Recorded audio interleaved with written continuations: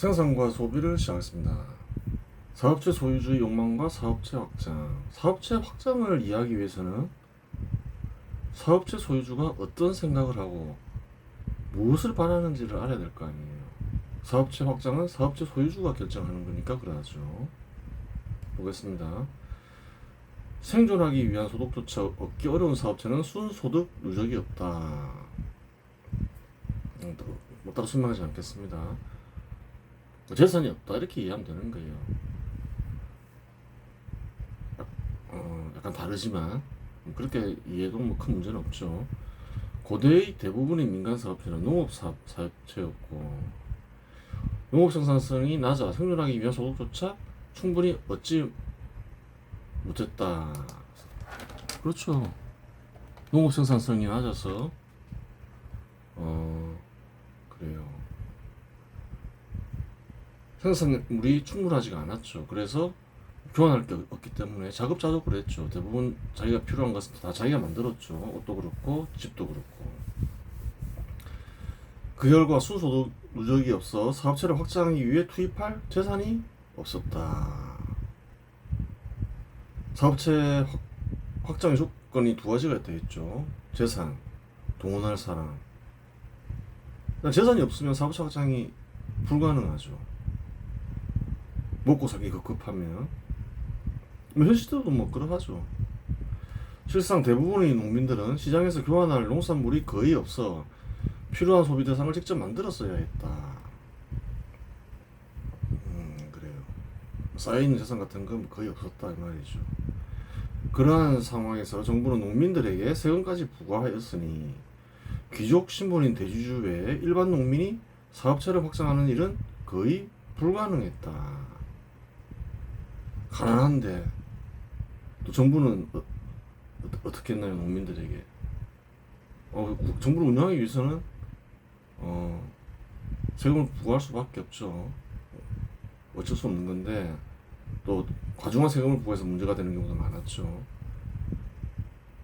생산량이 부족한데 세금까지 내야 되니까 사업체 확장하는 길은 더욱 힘들었죠.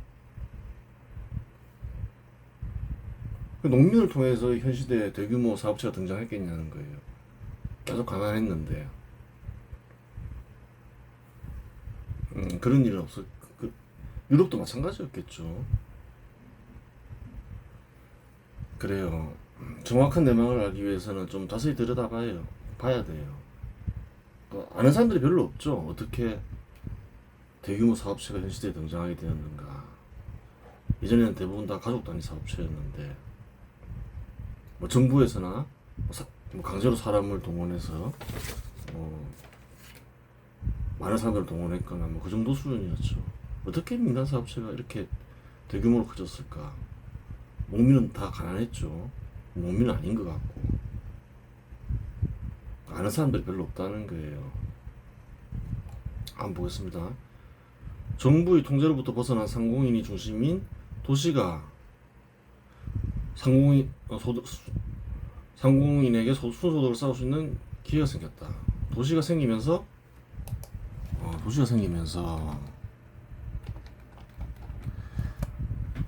상공인은 순소득을 쌓을 수 있는 기회가 생겼다. 예전에 어느 정도 대충은 얘기했죠. 좀 더 자세하게 한번 들여다보자는 거예요.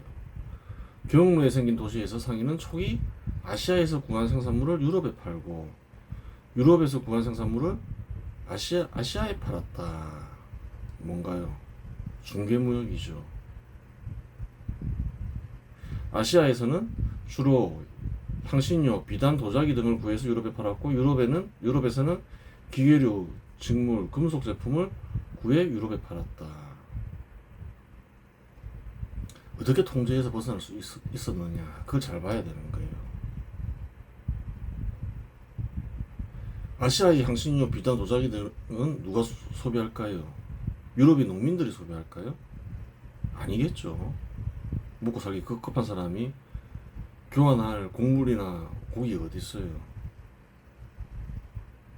뭐 귀족이나 뭐 정부나 뭐 종교단체나 하여튼 재산이 많은 곳에서 소비를 했겠죠.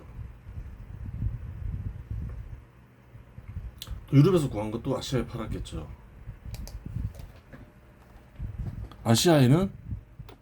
아시아에서도 마찬가지죠. 뭐 귀족이나 뭐 정부가 구매했겠죠. 종교단체나. 그래요. 그러면서 이제 어떤 교육로에서 교육로에 어떤 교육 도시가 형성된 거죠. 이런 것들은 뭐 귀족들이나 정부가 필요로 하니까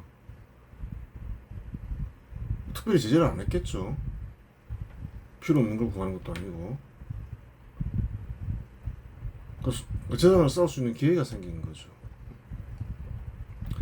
정부와 귀족의 재산 침탈에서 벗어난 상인은 순소득을 쌓을 수 있었고 그 결과 재산을 형성할 수 있었다. 빈틈이 있었다는 거예요. 산업이 활발해진 도시에서는 공업 역시 발전한다. 공업에 종사하는 장인은 상인을 통해 생산물을 판매하면 큰 소득을 얻을 수 있고 나아가 재산을 키울 수 있기 때문이다. 상인들이 여기저기 왔다 갔다 하면서 파니까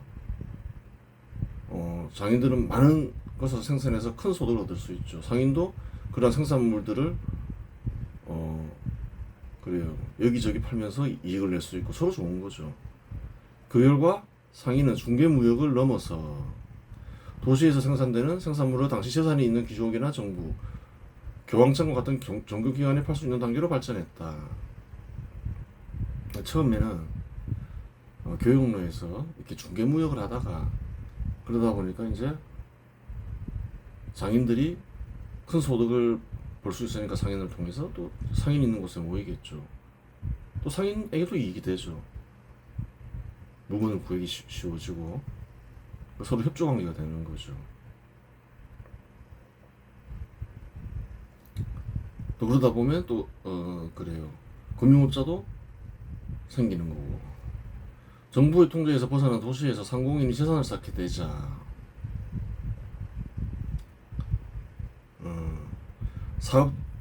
사업체의 확장이 가능해졌는데 이는 역사적으로 매우 이례적인 일이다. 사업체의 확장이 가능해졌다는 거예요. 가족 단위를 넘어서.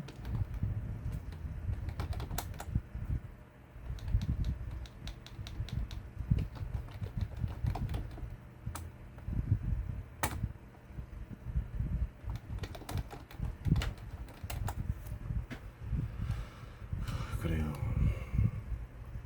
상공인들의 사업체가 커짐에 따라 상공인의 재산도 커진다. 따라서 상공인의 힘도 커진다. 재산이 커지면 힘도 커지잖아요. 영향력이 커지는 거죠. 경우에 따라서는 무기를 구매해서 싸울 수도 있는 거죠.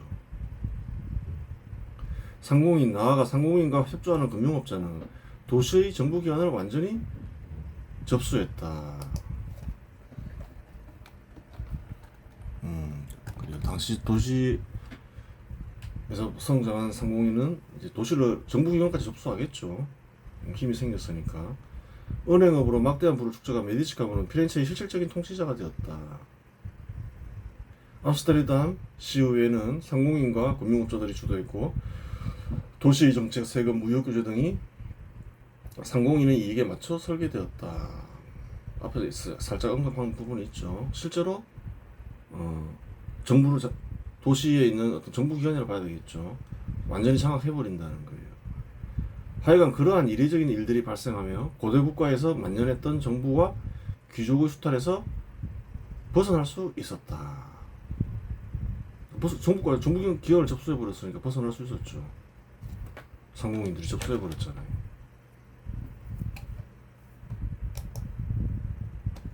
이런 사례는 잘 없죠. 상공인이 장악해버리면서 상공인 중심의 정부를 만드는 경우. 조선이나 이 한국 땅에는 없었잖아요. 고대 중국에도 없었고. 이는 달리 얘기하면 상공업자와 금융업자가 재산을 제한 없이 늘릴 수 있고 사업체 규모를 제한 없이 늘릴 수 있음을 가리킨다. 그렇죠. 자기들에게 이로운 제도를 수립하겠죠. 만일 당시 농업을 지배하던 귀족과 같은 세력이 상공인의 힘이 자신을 위협한다고 생각하면 더 크기 전에 상공인과 상공인이 중심이 된 도시를 파괴했을 것이다. 만일 그러한 상황이 벌어졌다면 현 시대는 상당히 미뤄졌을 것이다. 그렇게 힘을 갖추기 전에 눈치를 챘다. 그러면 말살하려 하겠죠. 자기들을 위협한다 생각하면. 근데 눈치를 못 챘다는 거예요. 힘이 생기기 전까지. 눈치를 챘으면 사라지겠죠. 그 아시아에서는 이제 어떤가요? 동북아시아에서는 그런 것을 알고서 철저히 통제했죠. 그래요. 아예 그 산업공상 직업별로 그 철저하게 그 계급을 만들기도 했잖아요. 즉 농업 세력이 상공인의 힘이 위협이 된다고 판단했을 때는 이미 늦었다. 상공인의 힘은 이미 농업 세력의 힘과 맞먹거나 넘어서 있었다. 전쟁도 하죠. 서로 다 죽이죠. 반항하면 다 죽이면서 이제 그 어떤가요? 산업 간의 평등을 이루잖아요. 신분제도도 폐지하고. 생존을 위한 소득을 충분히 얻고 충분한 재산이 있는 사람이 사업체를 만드는 이유는 무엇인가? 그래요. 다 똑같은 목적으로 신분제도도 없애는 것이기도 하죠. 더 큰 소득을 얻기 위함이다. 큰 소득과 재산을 얻기 위함이다. 사업체를 만들고 확장하는 이유는 무엇인가? 이거 따져봐야 되는 거예요. 중요한 문제인 거예요. 사람들이 다 아는 것 같지만 잘 모른다는 거예요. 그 이상한 소리들을 많이 한다는 거예요. 더 큰 소득과 재산을 얻기 위함이다. 그렇죠. 그럼 사업체를 확장하려면 무엇을 가장 먼저 보장해야 되나요? 더 큰 소득과 재산을 얻는 것을 장려해야 된다는 거예요.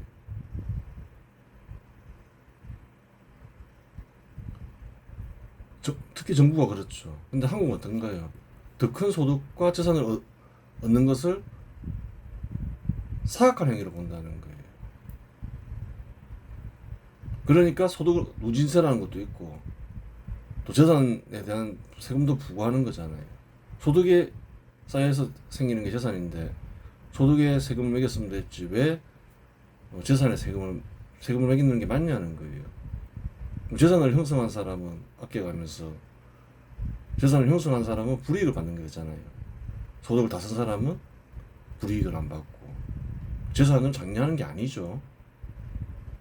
그래요. 더 큰 소득을 얻고자 한다고 하여 반드시 사업체를 만드는 것은 아니다. 무조건 사업체를 만드냐? 그렇지 않다는 거예요. 조건 얘기했죠.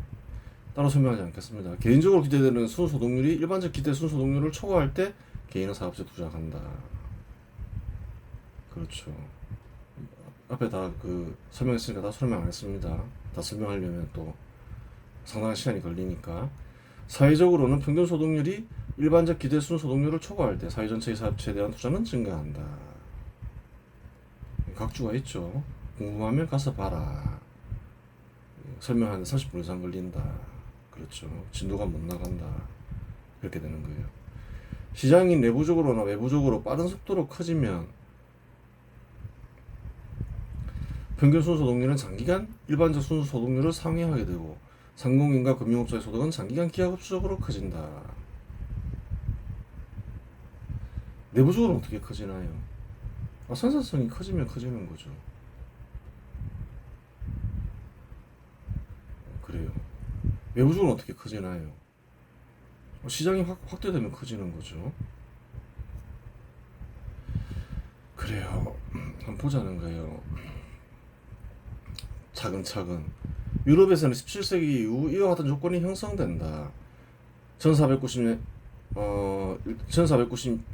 콜럼버스가 아메리카 대륙을 발견하고 식민지 개척은 시작되었지만 식민지가 개척되었다고 하여 곧바로 식민지로부터 이익을 얻을 수 있는 것은 아니다.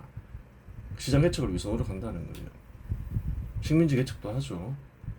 그전에는 그냥 아시아와 아프리카와 거래하던 상황에서 이제 식민지 개척을 통해서 시장 개척하는 단계까지 이른다는 거예요. 이게 중요한 문제였던 거예요. 현 시대 제도에서 이익을 얻기 위해서는 식민지가 시장으로 기능해야 하고, 식민지로부터 직접 정부가 세금을 걷어 이익을 얻기 위해서는 오히려 상당 기간 투자가 필요하다. 좀 이해가 필요한 거예요, 여기에서. 식민지가 고대와 현 시대와는 같나요, 다르나요?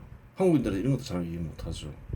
또 이해 못하는 또 그 국가 국민들이 많다는 거예요. 식민지로부터 어떻게 이익을 얻는가?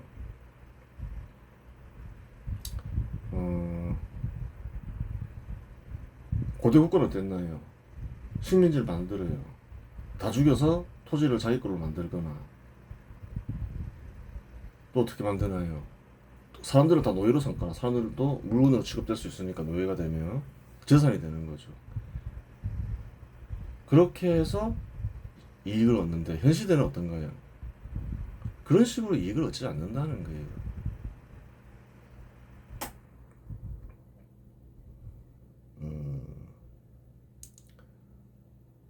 어떻게 얻느냐? 이제 시장으로 만든다는 거예요. 시장으로 기능하게 만든다는 거예요. 그건 한국도 예외가 아니죠. 그 어느 나라나 예외가 아니에요. 현 시대에서는 이익을 얻으려면.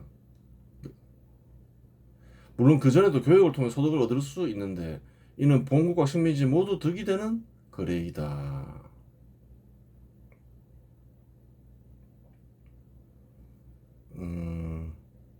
그래요. 세금을 걷어 이제 시장을 만들기 위해서는 투자가 필요하죠. 정부도 만들어야 되고, 뭐 여러 가지 만들어야 되죠. 도로도 만들고, 도시도 만들어야 되고, 이제 이런 이제 투자가 필요한데, 세금을 걷을 수가 없다는 거예요. 다 투자해야 된다는 거예요. 그 와중에도 이제 소득을 얻을 수 있다. 방법은 뭐냐? 우선 교육을 통해 얻을 수 있다. 식민지와의 교육을 얘기하는 거죠. 또 한 가지는 또 뭐가 있나요? 투자를 통해서 얻을 수도 있는 거죠. 근데 교육과 투자는 잘 분석을 해야 되는 거예요. 누구의 이익인가요? 오로지 본국만의 이익이냐는 거예요. 그렇지가 않다는 거예요. 본국이나 식민지나 모두 이익이라는 거예요. 식민지에서 사서 본국에 팔잖아요. 또 본국에 사서 식민지에 팔고, 그럼 식민지에서도 이익을 내는 사람이 생기는 거죠. 이익을 내고 팔 거 아니에요.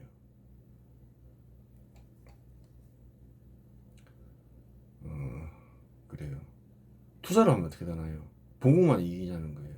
투자를 하면 고용하게 되잖아요. 현 시대와 노예를 쓰지 않는 이상 그 현 시대와 같다고 보면 돼요. 타국이 예를 들어서 한국에 투자를 한다. 혹은 한국이 타국에 투자를 한다. 사업체를 만든다. 이익인가요? 이익이 아닌가요? 이익이라는 거예요. 어쨌든 근로자를 고용하잖아요. 한번 보겠습니다. 1607년부터 1763년까지 영국 정부는 식민지 개척을 위해 막대한 비용을 투입했고 160년간 세금을 투입했죠. 천문학적이겠죠.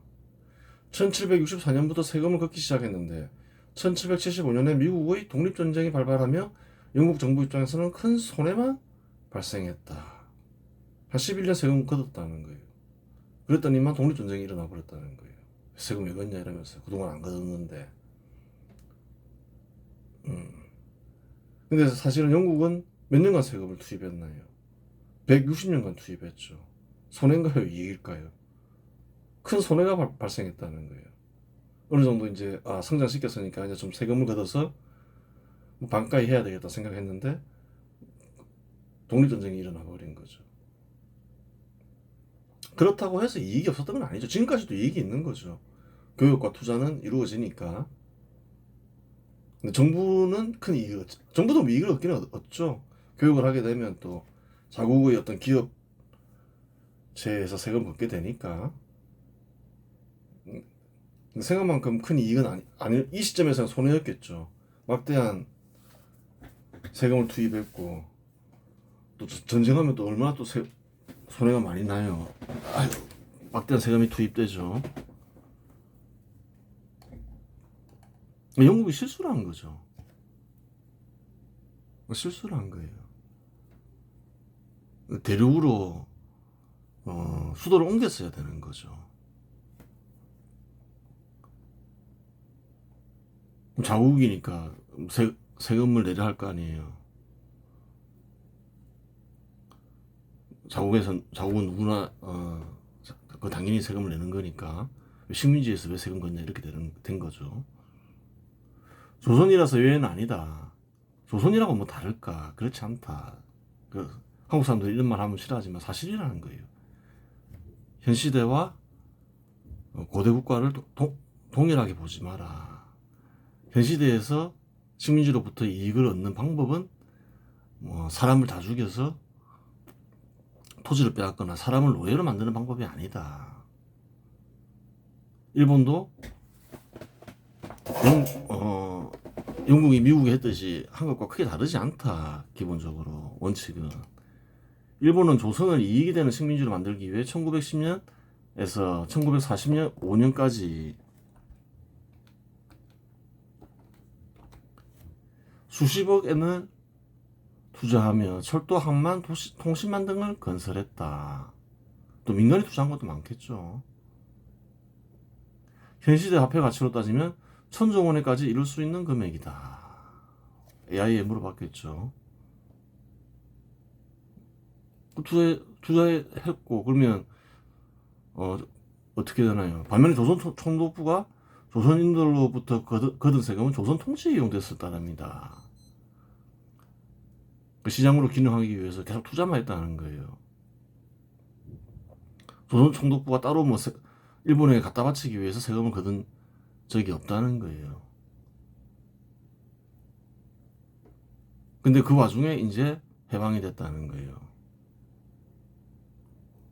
누가 이긴가요? 사람들이 그런 거 잘 모르는 거예요. 다 마찬가지라는 거예요. 어느 나라나 식민지를 기능하기 위해서는 다른 나라도 다 마찬가지죠. 상당한 기간의 투자가 필요한 거예요.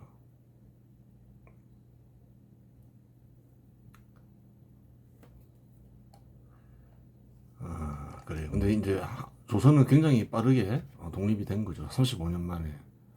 영국 같은 경우는 한 160년 동안 투자하다가 한 11년 걷다가 독립된 거고, 한국에는 조선에는 한 36년간 세금이 투입되다가 그냥 해방이 돼버린 거죠. 물론 이제 그 와중에도 이익은 생길 수가 있죠. 교육을 하니까. 근데 아까 얘기했잖아요. 교육을 하면 일본인만 이익을 보냐는 거예요. 한국인도 이익을 보지. 강제로 빼앗지 않은 이상 팔 때 이익 남기고 팔지 뭐 손해보고 파는 게 아니라는 거예요. 그 다음 투자를 했겠죠. 일본인들이 많이 투자했겠죠. 한국에. 투자하면 일본인만 이익 보냐는 거예요. 일본이 사장 밑에서 일하는 근로자도 이익을 보잖아요. 임금을 받잖아요. 그렇게 되는 거예요. 현 시대를 보면 안다는 거예요. 현 시대와 크게 다르지 않다는 거예요. 시스템, 근본적인 시스템은. 고대 농경국가를 생각하면 안 된다는 거예요. 땅을 빼앗고 다 죽이고 노예 만들고 그런 사회가 아니라는 거예요. 그 상태에서 해방되어 일본인들이 투자한 시설을 모두 몰수했으니 사실은 큰 이익을 보았다. 몰수해서 이익 봤잖아요. 정부가 투자한 것만 1,000조에 이르는데 민간이 투자한 것도 다 몰수했잖아요. 그 상태에서 해방되어 일본인들이 투자한 시설을 모두 몰수했으니 사실 큰 이익을 보았다. 그거 사실이겠죠. 많은 한국인들은 미국인보다 나은 거죠. 미국인들은 전쟁을 해서 독립을 했지만 한국인들은 전쟁도 안 하고 날로 먹었잖아요. 미국이 갑자기 일본이 미국을 쳐들어가면서 그래요. 미국과 전쟁을 하잖아요. 전쟁 안 벌였으면 독립 못했을 가능성이 또 상당히 크죠. 했더라도 굉장히 큰 희생을 치러야 되는 거죠. 당시 한반도에 수십만 명의 일본군이 있었는데, 저기 중국에 광복군 한 300명 정도 있었고, 전쟁할 생각도 안 했잖아요. 1941년 미국과 전쟁하는데 4년 동안 아무것도 안 했잖아요. 폭동이나 내전을 그때 일으키지 않고 어떻게 독립을 해요? 강국하고 전쟁할 때 독립을 하는 거지. 그런 상태였고, 하여간 그래요. 많은 한국인들은 이런저런 이유를 대며 조선으로부터 쌀을 수탈해서 조선인들은 기아와 영양실조에 시달렸다는 견해가 있는데, 이 역시 근거가 거의 없다. 한국인들이 주장하는 게 늘 뭔가요? 쌀을 수탈해서 조선인들이 막 기아와 영양실조에 걸렸다. 그래서 이 글을 쓰니까 한번 조사해봤죠. 사실인지 아닌지 알아야 될 거 아니에요. 어떤 일이 있었는지. 그래요. 맞아. 맞다. 한국은 이제 한국인들 스스로 독립을 안 하고 어떻게 독립을 하게 되나요? 일본이 전쟁에서 지면서 독립을 하게 되죠. 미국이 갑자기 그냥 너희들 독립해라 이렇게 되는 거죠. 미국을 중심으로 한 서방 국가들이 그렇게 된 건데, 한국인들은 좀 문제가 있어요. 정확하게 객관적으로 보지 못해요. 일본이 미국과 전쟁을 일으켰으면 일으키지 않았으면 어떻게 됐을까요? 독립을 하지 못했거나 독립을 했더라도 많은 사람들이 희생됐겠죠. 그럼 일본인이 일본으로 하여금 전쟁을 일으키게 한 사람은 뭐라 하나요? 전분비라잖아요. 그 야스쿠니 신사에 그래요. 있다고 하죠. 그럼 한국인들이 제일 감사해야 되는 사람들은 누군가요? 전쟁을 일으킨 사람들을 고마워해야 될 거 아니에요. 독립을 시켜준 거 아니에요. 그렇잖아요. 전쟁을 안 일으켰으면 아예 일본화 됐을 가능성도 상당히 크고, 독립 시도를 했더라도, 설사 독립을 했다 하더라도 많은 사람들이 희생했을 건데, 전쟁이 일으켜져서 패배하는 바람에 손쉽게 독립하잖아요. 이렇게 손쉽게 독립한 나라가 어디 있어요? 팔레스타인 보라는 거예요.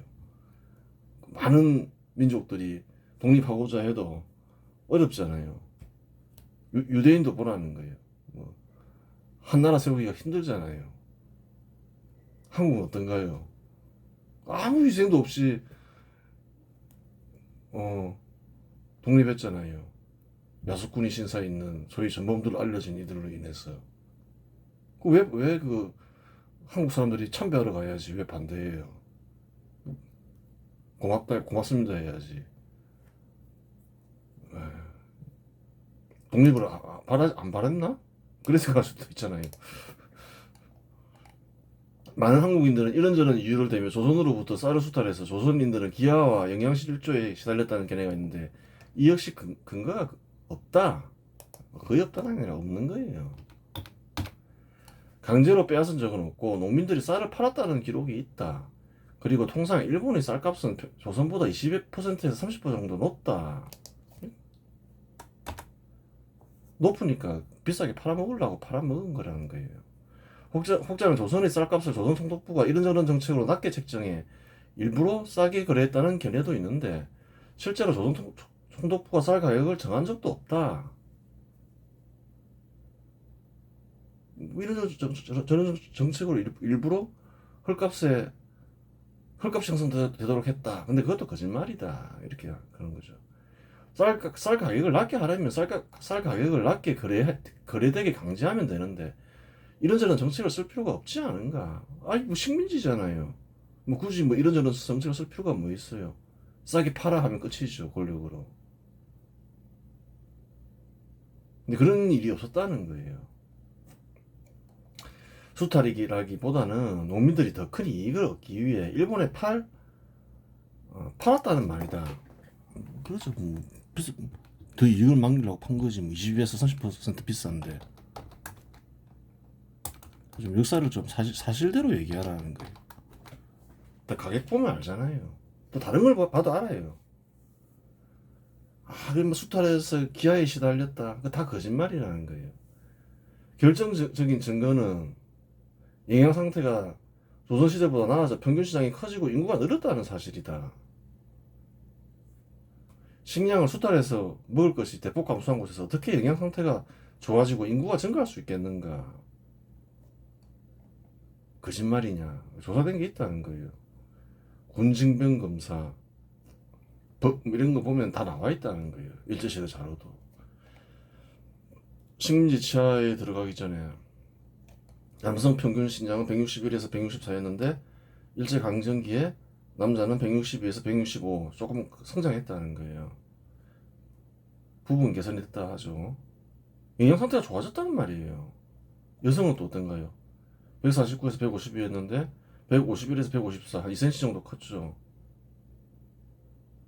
조선시대에는 만성적 영양 부족과 노동 강도 방영, AI가 그렇게 적어 나온 거죠. 일제강점기는 부분 개선, 계층 지역 격차 존재, 키가 좀 컸다는 거예요. 좀 조선보다 살기 나았다는 거죠.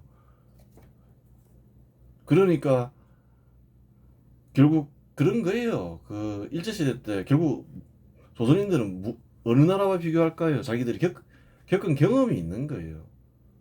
조선시대에는 신분제도가 있어서 차별이 심했죠. 일제강점기는 특별히 신분제도는 없었지만 뭐 차별이 없었던 건 아니죠. 식민지 국민과 본국의 국민은 좀 차별이 있을 거 아니에요. 제도적으로 크게 없다 하더라도 현실적으로는 있을 수밖에 없잖아요. 그렇다 하더라도 결국 조선하고 비교할 수밖에 없다는 거예요. 조선에는 그래요. 아주 힘들었다는 거죠. 먹고 살기에. 키를 보면 알잖아요. 일본이 좀 나아졌다는 거예요. 신분제도 차별됐으니까 신분제에 간 차별은 없고, 또 조선시대 후기에는 권력으로 재산 침탈을 많이 했죠. 그래서 사람들이 빈곤하니까 힘들었는데 어쨌든 나아졌다는 거예요. 삶이. 기아에 시달렸다. 조선시대에 더 기아에 시달렸다는 거예요. 기아가 곧 다 있었지 뭐. 근데 얼마나 더 시달렸냐. 키를 보면 안다는 거예요. 자세한 딱 키 보면 나오지 뭐 속일 수가 없잖아요. 일제치하 인구 변화 더 그렇죠. 한 조선 후기에는 1380만 명이었는데 병합 직후 1600만 명이었는데 이제 1939년 30년간 2500만 명, 한 900만 명 증가하죠. 30년간. 이게 잘 봐야 되는 거예요. 1800년에서 1900년까지 조선 인구는 1380만 명에서 1600만 명 증가한다. 100년 동안 220만 명 증가한다는 거예요. 즉 100년간 220만 명을 부양할 수 있는 식량이 늘었다. 반면에 일제시대 30년간 900만 명이 증가했다. 이는 30년간 900만 명을 부양할 수 있는 식량이 늘었다. 그 기간 농업 생산성 증가를 확인할 수 있다. 식량이 900만 명을 더 먹여 살릴 수 있을 만큼 증가했다는 거예요. 100년 동안 220만 명을 먹일 수 있을 만큼만 증가했다면 수출하고도 900만 명을 먹여 살릴 수 있을 만큼 증가했다는 거예요. 이런 자는 피할 수가 없다는 거예요. 사실인데 다 확인이 가능한데 딱 보면 알아야 되는 거예요. 하여간 정부가 식민지를 개척하여 시장을 얻게 되면 정부가 어떻게 되건 상공인은 큰 이익을 얻을 수 있다. 그러니까 이건 그 이야기군요. 식민지에 대해서 알았으니까 이익은 두 가지 관점에서 발생한다. 하나는 상업거래를 통한 이익이고 다른 하나는 사업체 투자함으로써 얻는 이익이다. 그런데 상거래나 투자는 본국이나 식민지 모두에게 이익이지 어느 한쪽의 이익이 아니다. 상거래는 서로에게 필요한 것을 얻으니 이익이고 투자는 사업체 소유자에게도 소득을 얻는 수단이지만 근로자에게도 소득을 얻는 수단이기 때문이다. 다 설명했죠. 예를 들어 일본의 사업가가 100명이 일할 수 있는 공장을 조선에 만들었다고 가정하자. 공장에 취업한 조선인 100명 일시 소득을 얻을 수 있으니 어느 한쪽만의 이익이라고 말할 수 없다는 말이다. 현실하고 똑같다는 거예요. 투자하는 근로자가 이익을 얻죠. 그 교육을 할 때 개방될 때 어떻게 하나요? 조선도 보면 다 죽여서 땅을 빼앗지 않죠. 배가 들어오죠. 우리 거래하자, 통상 거래하자 이러면서 들어오잖아요. 조선에서도 발견되죠. 여러 사건에서 통상하자 이러잖아요. 그 이익을 얻는 방식이 다르다는 거예요. 식민지가 개척이 되고 장기간 미국이나 아르헨티나, 캐나다 같은 식민지였던 국가들의 시장이 장기간 성장하자 유럽의 상공인들의 사업체와 재산은 대규모로 커지게 된다. 즉 200년 이상 굴곡은 있더라도 유럽의 상공인들은 사업체와 재산을 증가시킬 수 있는 기회를 맞이한다. 사업체의 규모가 커진다는 말은 무슨 말인가? 작업수단과 고용하는 사람들의 수가 증가한다는 말이다. 이전에는 가족 단위를 벗어나지 못한 사업체가 수백 명, 수천 명에 이르는 사업과 임금 계약을 맺게 되었다는 말이다. 사업체를 왜 확장하나요? 확장하기 위해서 외식문제도 폐지하나요? 소득과 재산을 증가시키고자 하는 사업체 소유자의 욕망이 있죠.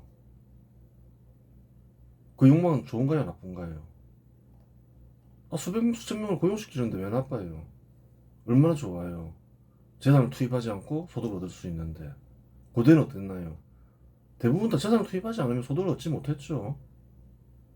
재산이 없으면, 먹고 살 길이 없으면 스스로 노예가 되어야 됐고. 그래서 농업 중심에서 고대 국가에서는 노예가 사라질 수가 없었다는 거예요. 기반이 없었다는 거죠.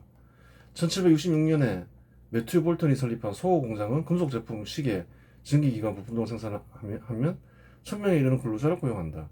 1784년에 사무엘 그레그가 설립한 쿼리뱅크 방식 공장은 명진물을 생산하며 1000명 이상을 고용했다.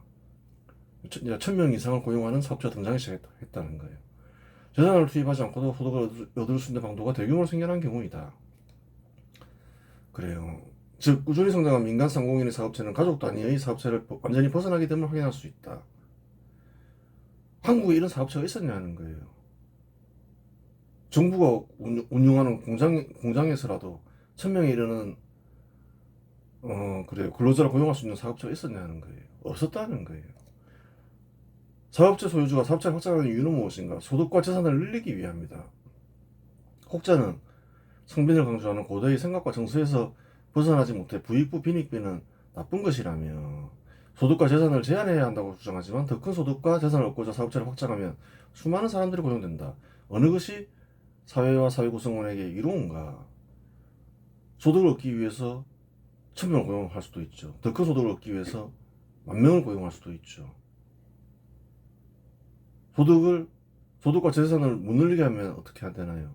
의지가 사라지니까 욕망을 이룰 수 없으니까 투자 안 하겠죠. 어느 게 이로운가요?